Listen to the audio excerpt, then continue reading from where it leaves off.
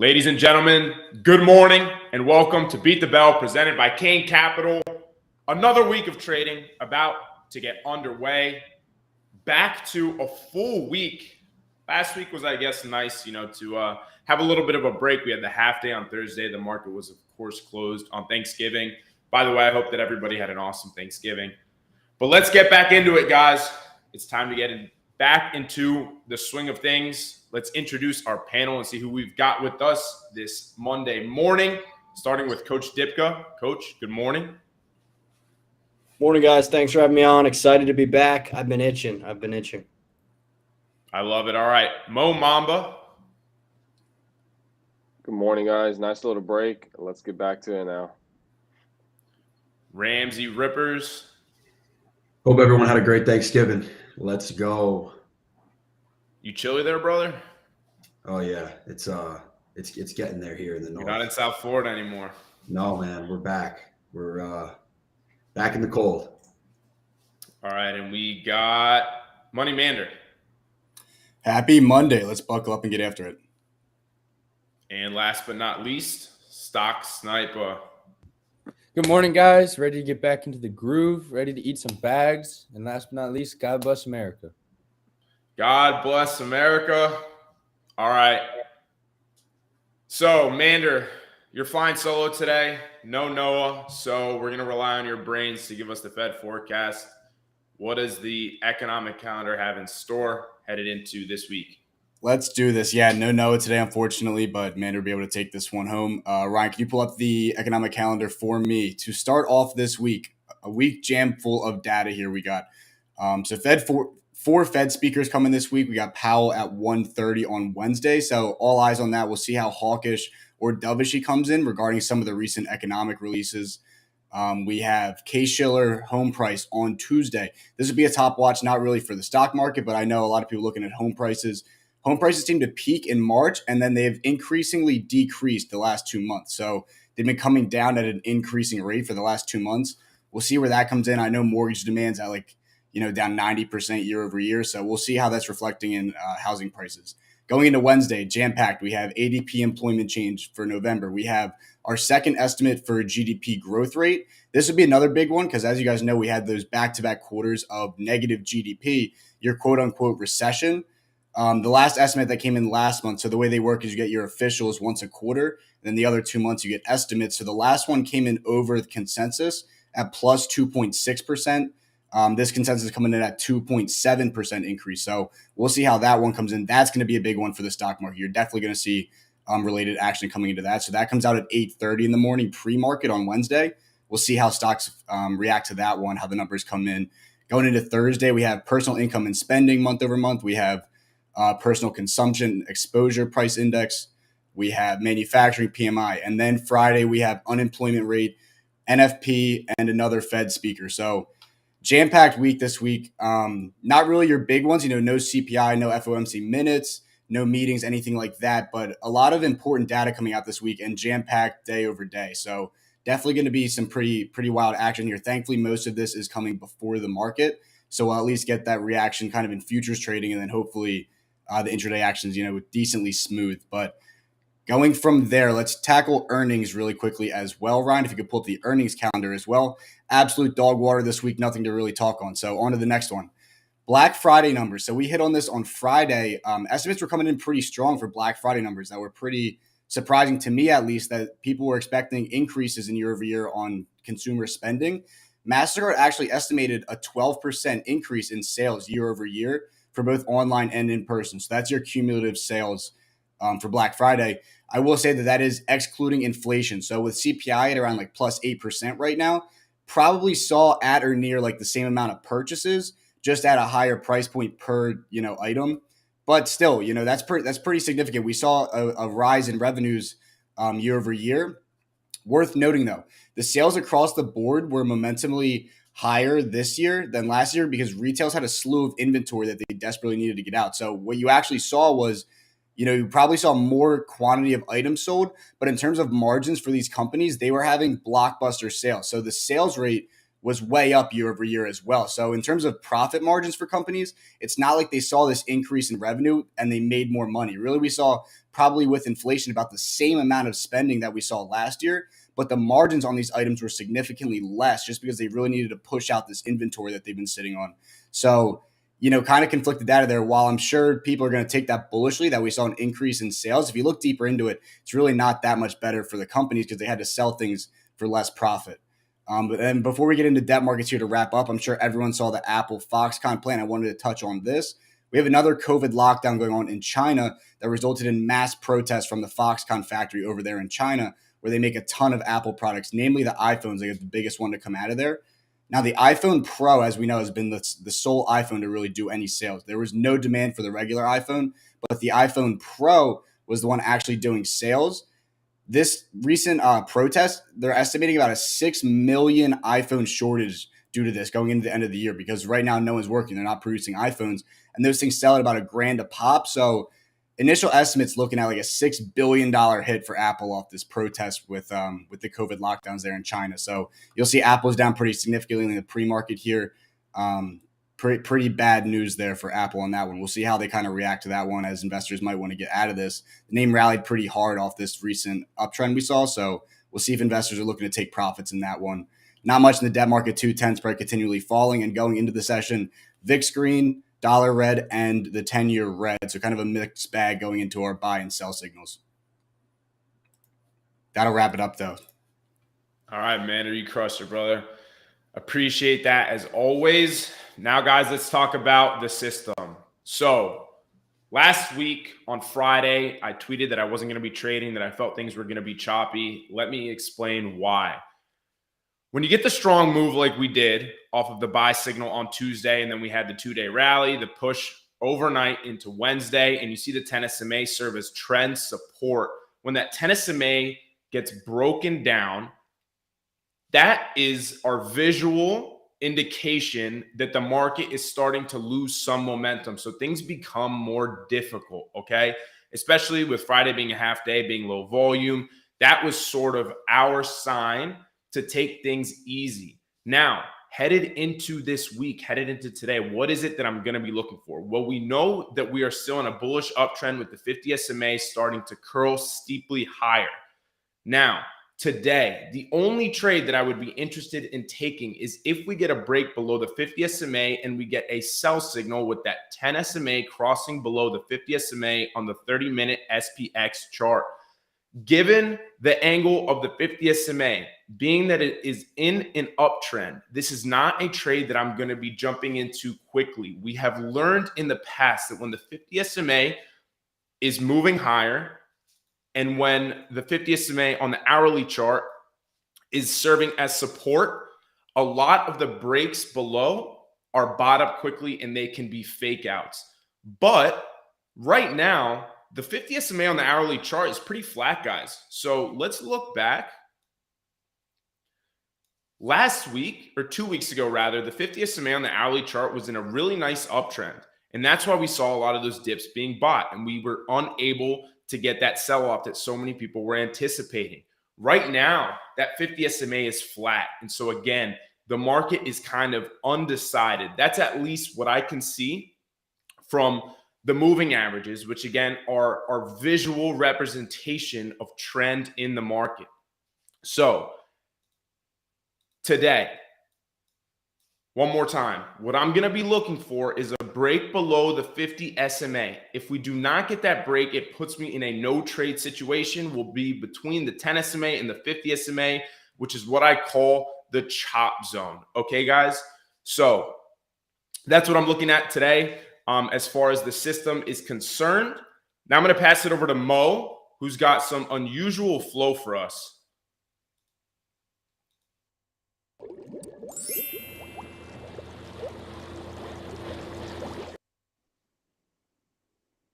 All right, good morning, guys. So today we got 3 tickers on the floor. I did some scanning yesterday. You guys see that I noted the Q's mid-December put flow that came in, huge buys on the puts for 12/16 expiration. And I did a little scanning of my own with some chart analysis as well. So NEO is a ticker I do swing often. NEO is one I pulled up. I wanted to look at the 1216. I usually do keep my premium here in the settings, 50K plus, but due to further out expiration, I did up it to 500K. I messed around a little bit with it, 200 and 100K, just to see that big money that's coming in, right? So NEO, we got some nice put flow coming in for 1216 expiration. You can see 1.18 million and 846 million, $30 and $40 put. Now, don't just take this and run and buy puts, right? We have to jump into what the chart, analyze that ticker, see what's going on there. Where's our trigger? Where's our stop loss? Where are our targets on this ticker? Let's go ahead and jump here into trading view. NEO on the daily time frame. Along with your chart analysis on the ticker, you noted, right, with the put flow, you also want to watch the indices. Indices will give you that signal of when a trigger or not, right? So if the indices are looking bullish, you might not want to take that trade just yet. You want the indices to give you that signal, right? So we'll go into the indices analysis after this. As you can see, this is NEO on the daily time frame. We have a nice rising wedge going on here. Let's see if we can, if we're able to break through this trend line. So my trigger here on this ticker would be, if we're able to break and hold the lower trend line, you do have to look out for what the lows, right? The lows as support. After that, free fall, right? Free fall. You might want to go back into further out price action to note some targets, of course, along the way. So one right off the bat, I would see on NEO is right about there, right? That's a nice gap fill, 7.9, right? So my trigger on NEO, I am watching this one. I do, you know what, right here, let's set an alert on this trend line. Once it hits, if it breaks and holds on the daily, it looks to close below this trend line, I'm triggering it, all right? The next one, number 2, on here is PayPal. I like trading PayPal. Another one I tend to swing. Where is this? I think I lowered the, there we go. So I did a 200K plus premium on this. You see 229, 409, 452, and 271. Also, same expiration, mid-December. I saw those, I saw the put flow on the indices. I'm scanning for these tickers. PayPal is another one. You can see some heavy put flow come in. Let's jump into the ticker and see what we got here on the daily time frame. Again, very similar. Well, not as similar as the setup as NEO, but my trigger is though, right? My trigger is, let's look for this trend line to break and hold. And of course, you do have to respect, however close your targets are, you do have to respect that support. This would be my first target, 71.3 and then 69. Now, you see this trend line here, right? Why am I lining it up like this? You got a nice breakout. A lot of people probably got caught to the upside. Guess what happened? We fell back through and closed within, indicative of weakness. Now we dropped, formed a higher low. Now this becomes key. This becomes key. This trend line for me is key. We're able to break and hold this. I'll trigger swing puts. All right, that's on PayPal. Feel free to line that up. And then you do have your targets down here. Below that, go back to further out price action, note some more targets. The last one I found a lot of put flow came on Airbnb, right? We can even up this to 500. You can see some in the millions, 500K plus premium all last week. And this was a ticker that actually popped up. I didn't specifically search for this ticker. I just looked throughout last week's put flow that came in, and this ticker popped out. So a whole bunch of put flow, same expiration, 12/16, mid-December. All right, now let's go into the chart and see what this is telling us, what the price action is telling us. Again, another similar setup, right? We just formed a higher low here on this ticker. Look for a break. You do want to note, though, what your support, your first support. You can see the consolidation here off this 89 level. That would be a target if we're able to break and hold on Airbnb. Otherwise, I'm not touching this, right? I'm not touching this until we get our trigger, So it's important when noting the put flow, analyze your chart, and then also analyze the indices. You got some nice put premium coming in mid-December, looks good. Check your chart out, set up your trigger, and go on from there. Now, this takes us into what? The indices. Let's go ahead. SPY mainly, I want to focus on.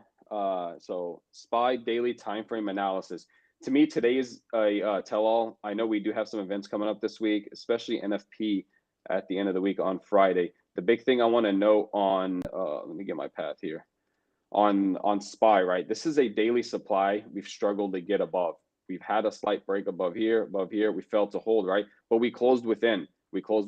It's not telling me any weakness just yet. You want to see something where today we're gapping down, most likely. So if we come up here, test this, reject, and then close back down, that's weakness to me. Next thing you'd have to watch is this nice daily trend line.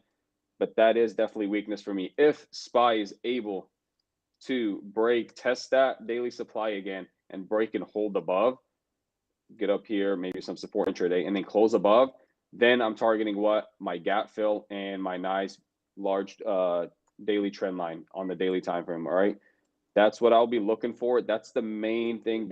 That's what I'm watching mainly for the rest of the week is how do we play around this daily supply? I really want to test. I don't like a gap down and a flush. Then I'd have to watch the trend line. But if we do get a test and then come down and close, I don't mind swinging puts to the downside, targeting this trend line. Otherwise, if we just flush through today, it's hard for me to trigger anything until we break this trend line. I do want us to come up and test this. I don't want that gap to be empty. I do want us to come up and test this daily supply.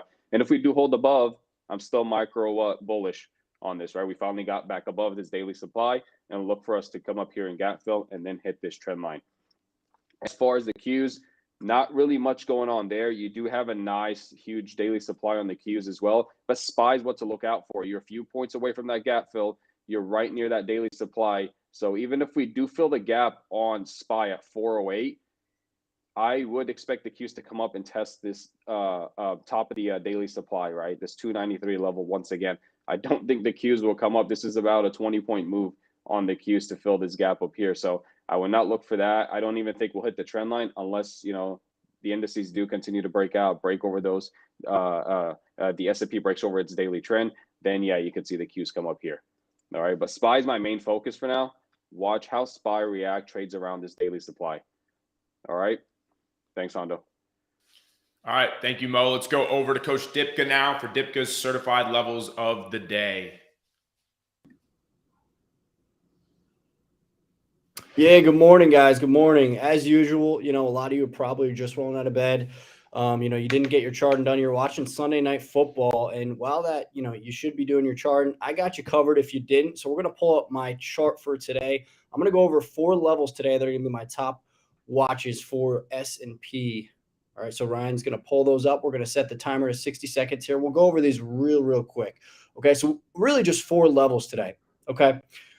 402.31. We played it on Friday, right? The market was, look at that action on Friday, Friday, the half day after Thanksgiving. Absolutely brutal volume, but that 402.31, you couldn't ignore it. It kept bouncing. We got 4 bounces in a row off that level. We saw the contracts that we played move from 80 to $1 4 different times, right? So that 402.31 is going to be very, very key. Where am I getting it from? Well, if you actually look over to Wednesday, you'll see a double top on Wednesday morning at 402.31. And if you look at your daily chart, not that I have up here, but if you look at your daily chart, you'll see that 402.31 was actually the end of a retracement that I made.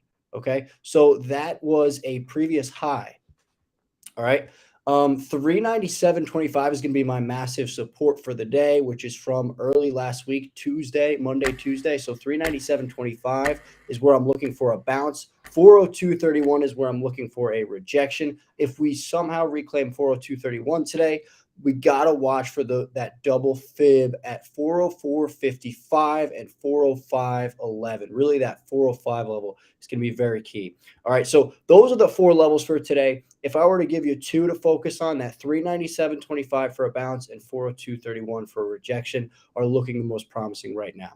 That's going to do it for today, guys. Let's have a great day. Crush that 60 seconds, didn't go over any time at all. And we're going to pass it back to Dwayne Trades now. He will put you guys right back to bed and in the spirits.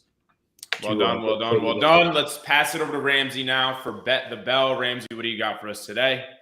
All right, guys, for the new viewers, the time has come. You know what time it is. Everyone's favorite segment, Bet the Bell. I'm going to ask our panel of traders a variety of market-related questions. They're going to give me their answers. So hope everyone had a great Thanksgiving, fueled up on some good food, and is ready for the questions of the day. We cracked 400 in the pre-market earlier. We're trading right now just below it. So what I want to know is, does SPY close over or under 400 by the end of the day? Let's start with you, Dipka. Yeah, so it looks like we actually just grabbed a little liquidity in the morning, and we should make our way higher to 4020. I don't think we'll close over 40231, but I do think we close over 400. Hopefully, we have good action this week. I think we're finally out of the woods with that. We got NFP the end of the week, but I think we close over 400 today. Alejandro. I'm going to go with 400 only because the theme for the past, week and a half has been buy the dip. So, I mean, to bet against that would be dumb at this point. I'll go over 400. And last but not least, Snipes. I think that as of right now, we're sitting just under, but I think we will reclaim it. I don't see us going above 402.87. That's the level I'm going to be watching. All right. So we got 3 yeses over 400. Next question, saving this one for Mo. It's based on Microsoft. So $250 level was a large area of support before we ultimately and clearly broke through it on the daily mid-September. Since then, we've had a few retests and rejections, creating a pretty nice supply zone on the daily. Right now, we're trading at about 246. Stock's relatively strong off November lows. So what I want to know is, do we break through that 250 supply zone and trend higher? Mo, talk to me. Paxton, you're killing me here, man. You're going to come at me with these questions with the events we got going on this week, Powell and then NFP, man. That's a 50-50, brother. I don't know. That's if I would take my guess. That's the point, Mo. Yeah. That's the take point. my guess on this one. I'm looking at the chart here. I would say below 250. Below 250. We do have some really good resistance up here. So I'm going to take my shot and say below. Gotcha. And Mando, I know you've been looking at this name as well. Talk to me. Yeah, I'm going to take my coin flip on the under with Mo as well. I think Apple really drags down tech this week just with this Foxconn protest. I think Apple's going to lead the sell here. I don't know how low it goes, but I don't think it reclaims 250 this week. Gotcha. So last question. I'm sure all you guys had a fair share of stock market talk, economy talk on Thanksgiving with family members. One of my family members asked me if I follow Jim Cramer or Kathy Wood, the founder of ARK, on Twitter this weekend. So I was thinking, if you guys had to have someone to manage your money, who you taking, Jim Cramer or Kathy Wood? Oh, man. Dipka. Listen, I'm rolling with Kathy here. At least she sticks to her guns, man. She will go to the grave buying her stocks, right? Jim Cramer's flip-flopping every day, and it's just funny because he seems to be on the opposite side of whichever way the market leads. So I'd rather go with Kathy. Yeah, she may be wrong 90% of the time, but at least she's sticking to her guns, and maybe one day she'll be right. Right. Okay. Hondo. So for me, Kathy Wood made a name for herself in the greatest bull run of all time. Meanwhile, Jim Cramer made a name for himself selling all of tech before the dot-com crash in the early 2000s. Cramer's been struggling. Everybody knows that, but he does have, a pretty solid resume if you look at his entire career. So I'd rather go with Cramer versus Kathy, who I don't know, who knows what Kathy's doing. I mean, some of these stocks she's buying. We'll see. Yeah, man. The Coinbase loss it gets me scared giving Kathy any money. Mando, what do we got? Well, Yeah, well, so Cramer. story. I'll go for it. Well, Cramer was saying Coinbase is a buy at 400. So I mean, it's not like he was. Yeah. But did he buy it though? Did he lose like 70, however many millions? I don't know, dude. Make Like, it better or worse? I feel like it's No, even no, worse if he's telling people to buy it and he's not buying it himself. Right. Interesting story here. So my mom's date for Thanksgiving actually went to high school with Jim Cramer. So we had a very long conversation about this man over Thanksgiving. I'm going to take Kathy Wood solely because of what Dipka said. She holds. Cramer's the king of taking a trade and then selling when he's down. Look exactly what happened to Meta. He was DCAing from 300 and then sells bottom. At least Kathy's holding on to these. Eventually market's going to turn around. It's not realized losses until she sells. So, right. Hey, at least she's holding till zero, Yeah. The reasoning is just horrible. Like at least she like sticks to her guns, but she's down like 70% year to date. I mean, they both. That's suck. what I was just about to say. You guys are justifying either one. They're both ass. They're both trash lately. So, of course, I'd have to go with Kathy though for sure. I mean, inverse Cramer has to be an indicator on TradingView, man. That's ridiculous. So, inverse Cramer, I'm going with Kathy for sure. And last but not least, stock sniper. Yeah, I think I'm going to have to go with Kathy, and I didn't look at my money ever and just pray for the best, man. All right. All right, guys. That wraps it up for Bet the Bell. Hondo, take it over. All right, so now we're going to do our member spotlight. Somebody who did really well last week. Ryan, run it, please.